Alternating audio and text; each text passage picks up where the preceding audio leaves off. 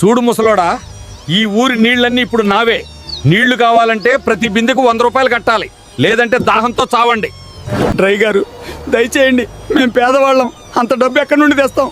నీళ్లు లేకపోతే ఊరు ఎండిపోతుంది, మాపై కొంచెం దయ చూపండి.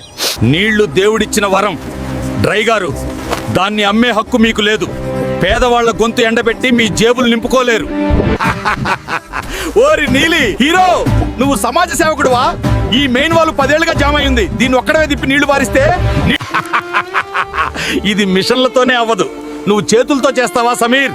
నువ్వు ఇప్పుడే నొప్పితో విలవిల్లాడతావు. ఇంటికి వెళ్ళిపో.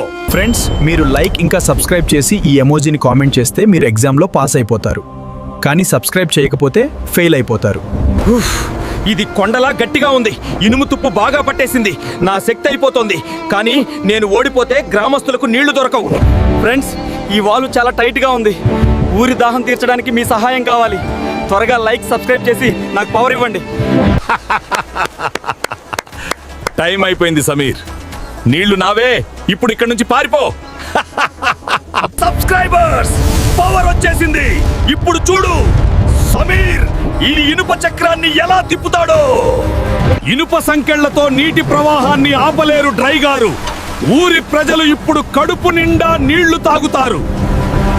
ఈ డబ్బు గ్రామ పంపు మరమ్మతుల కోసం ఇస్తున్నాను. నీళ్లు అందరికీ అందుబాటులో ఉండాలి. నన్ను క్షమించు సమీర్ భాయ్, డబ్బు ఆశతో కళ్ళు మూసుకుపోయాయి. ఇంకెప్పుడు నీళ్ల కోసం ఎవ్వరినీ డబ్బు అడగను.